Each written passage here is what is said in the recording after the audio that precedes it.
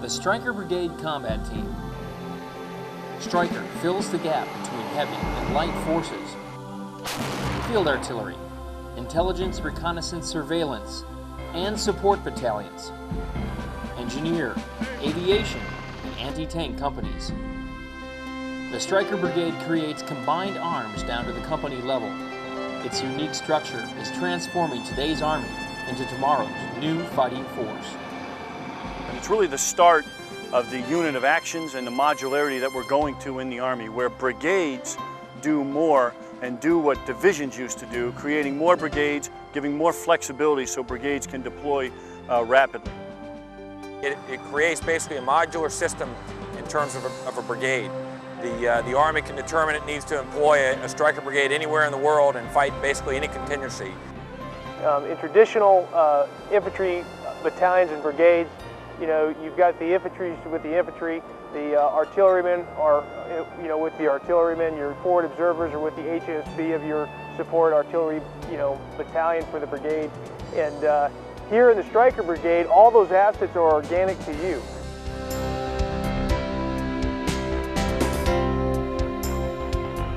And we really concentrated on how you train and fight differently as a Stryker Brigade. And so we really developed the Agile and Adaptive mindset that has been extremely effective. We're not just thinking about how we kill the enemy, we're thinking about how we get the population involved. So as we're fighting the enemy, we're also working with the local population to ensure they understand that we're here to support them as well. And as artillerymen, as fire support officers, our job is to bring not only lethal effects, 155 rounds, direct fire, etc., but also non-lethal effects. So when we go out and interact with the people, they understand that when you're interacting with someone in Iraq, that's as important as doing a direct action mission.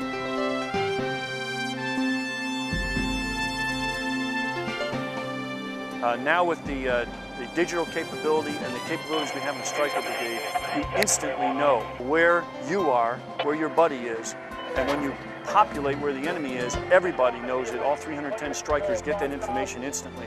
And so that gives you great situational understanding, great situational awareness, and you have a common operating picture that you can all use to react very quickly against the enemy, and it's very, very effective.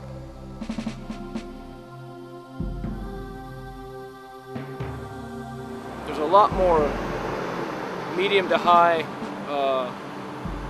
level and risk decisions that need to be made when the leaders, meaning the platoon sergeants, the platoon leaders, the company commanders, and so on, or even the squad leaders, are out doing their piece of the pie. Squad leaders are doing what platoon sergeants used to do, platoon sergeants what first sergeants used to do, all the way up. A captain on the brigade staff is doing what a lieutenant colonel on a division staff used to do. They can all do it. They're very talented young soldiers and leaders. They can do it. The Stryker Brigade demonstrates that combat readiness requires more than armored vehicles, equipment, and weapons. It's how its leaders and soldiers think and train.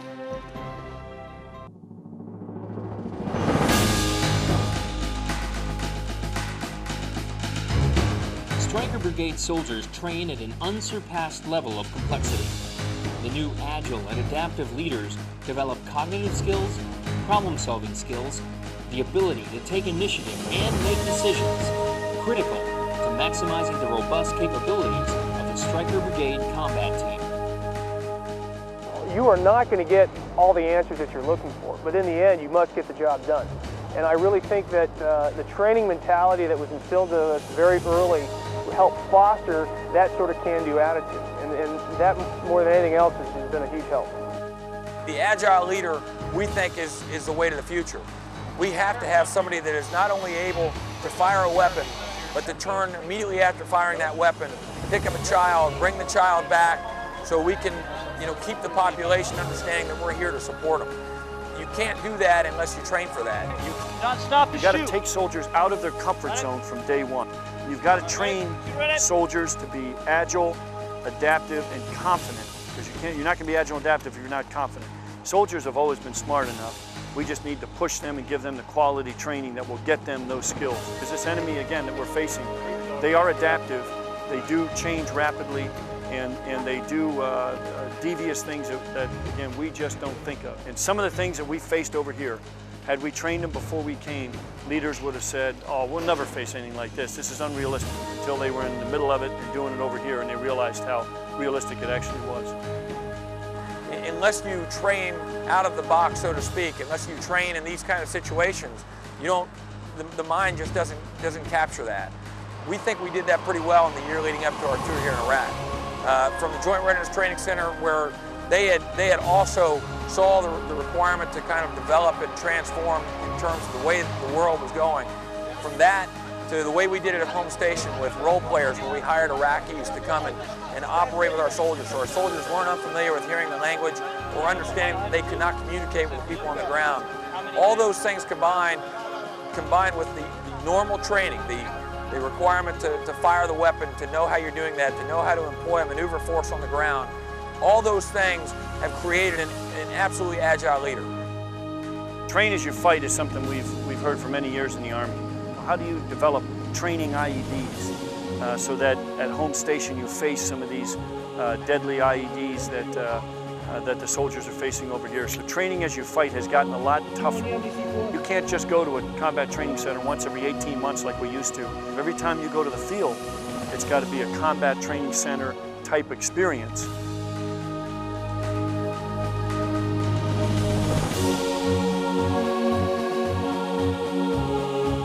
It all comes down to intelligence drives maneuver, and the Stryker Brigade's taken that a step further. They've actually integrated the intelligence, the tactical human teams, THTs, as well as the MICO. They train with the Stryker Brigade in garrison, as well as fight with them in conflicts such as this, and also other type of conflicts as well. The most important thing is that we work with the brigade staff. My battalion staff works with the brigade staff very closely. I'm used to working with the infantry company commanders on a regular basis, so that when we come into combat, we're not just throwing a team together. We've been a team for the last 2 years. We've gone NTC together, JRTC together, and now that we're in combat together, the interactions or the relationships we've developed have just served us so well out here. Well, a real good thing about this unit is our brigade commander put together what's called a Lancer Challenge, and that's where we bring in all the E7s and above, and all the officers in the unit, and we basically put on this mini competition.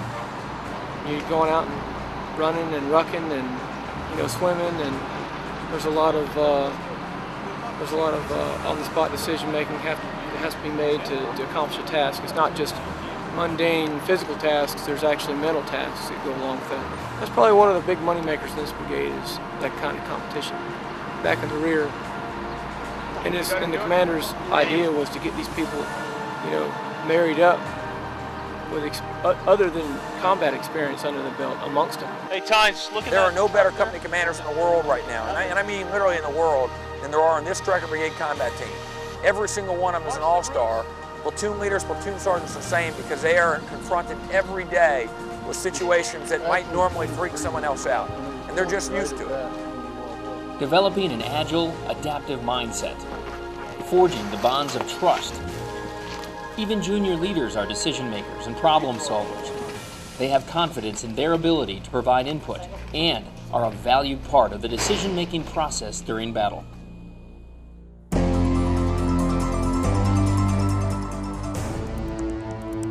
A ruthless enemy, an asymmetrical battlefield. They are no match for Stryker Brigade soldiers. Embracing the technology and the training mindset has produced a battle-proven combat team. Really, the beauty of this brigade is the ability to think. Soldiers at all levels have the ability to say, hey, I think this might work. We have said that the way to the future right now is through digits. We've taken what was a piece of paper, what was a piece of plastic, and we have pulled that out of a computer screen, and at the same time now we're tapping into the potential of America. Because of that then, we have increased our ability to see the enemy, to understand the enemy, and that helps us later on as we get into the fight. But the soldiers in particular now, they're smart soldiers. They are just absolutely brilliant in what they do. They can employ these technologies better than we ever thought we could. They have enabled us to see each other across the battlefield like we never have been able to before. If one Stryker gets into contact with an enemy, they can quickly disperse that information over the battlefield so everybody's aware of what's taking place in that area. And that eliminates some of the fog of war. We know what's happening in that area, and we can also route other assets. For instance, if the UAV's up, we can route the UAV over there so we have an actual video, full motion video of what's taking place on the ground. The whole idea is there's complete situational awareness. We know where the enemy is on the battlefield, we're able to react to that, or actually react before the enemy even has a chance to act. I know it's on the left side.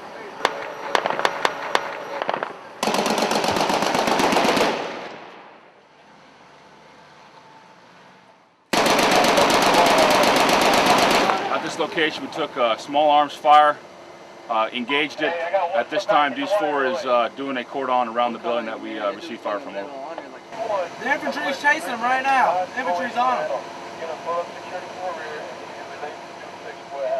It's also critical to fight as a team, and we've really developed horizontal information flow where there used to be stovepipes in the Army system between special forces and conventional forces, between intelligence, maneuver. So we share info together, there are no walls, so rapidly you can, because this enemy will move very rapidly. If you get a piece of information, it may be good for 45 minutes or less. If you went back to the old system, you'd never make it. You don't have 2 days to rehearse and go after the enemy. It's going to happen quick or it's not going to happen at all. Deuce 3, Bulldog 6. Roger, the northwest corner, lock it down. Single AIF with RPG just ran from the east side to the west side. Roger, move all your dismounts south of the creek. We've got the area isolated. The battalion mortar platoon is here, and if you link up with me, I can give you some guidance on how I want you to search this little block. Red 6, did you monitor? Roger. Okay. Hey, the mortar's in your platoon. I see all the Strykers cordoning this block. Great. Locals are saying that he hasn't left this block. Can you give me a I heard you say he ran across. Yeah, he was hauling ass, and we tried to get in here fast enough to get him, but there was nobody on the streets. At the time that we got the order, we were in contact, we were engaged in a fight just on the northeastern portion of Fallujah. In 36 hours, we moved from Fallujah back to Camp Taji. We were able to outload our entire company, taking all of our property, and then we made the ensuing 300-kilometer trip from Taji to Fallujah. We did that entire move in 36 hours. But most importantly, the second that we arrived, we were able to go right into the fight. We didn't have any maps of the Mosul area. We didn't have any of the products that normally are prepared for you before you go into some sort of engagement. What we did have was our FPCB-2s, and with that alone, we were able to navigate up here and get pretty good situational awareness the minute we arrived. Every night a company will be out on a raid, and that company, just the other night, a company went on 6 raids in one night, capturing a target. He would talk about another target, and ended up capturing 15 out of 20 terrorist cell members in one night, operating in a very large sector over miles where hundreds of thousands of people in between, but able to do that because of their training and their mindset and ability to be agile and adaptive. And that happens very regularly on a, we had one company did 9 simultaneous raids in one night, got 8 out of 9 targets. The one they didn't get, he was down in Baghdad. So that happens just about every night, and junior leaders being agile and adaptive making a huge difference in the fight. See first, understand first, act first, and finish decisively.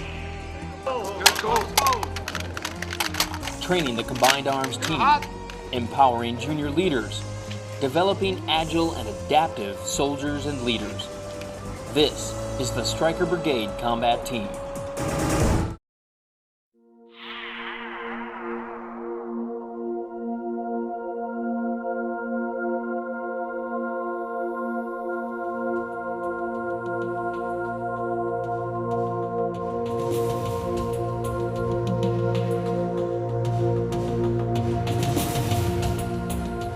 it's an all or nothing approach.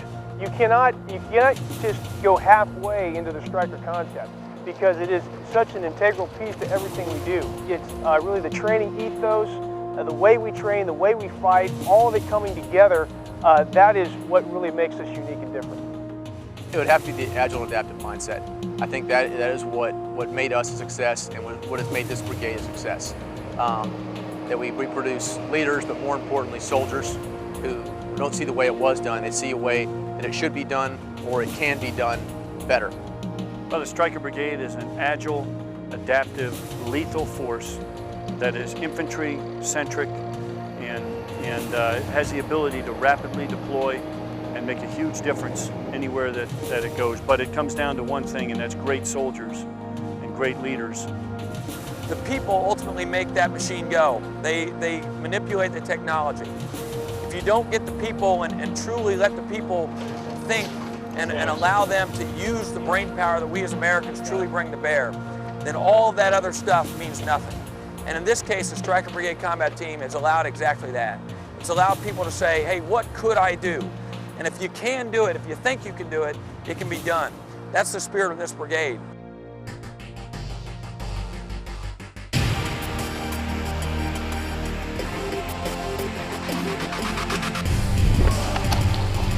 Patrol out here. Put the dead space on the stairs.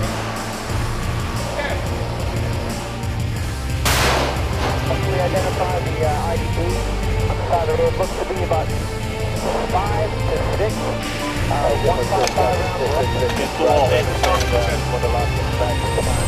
The mission is to go 2300, link up at SC5 for final coordinations. Over. Can't ask for any better than that. Thanks. Out.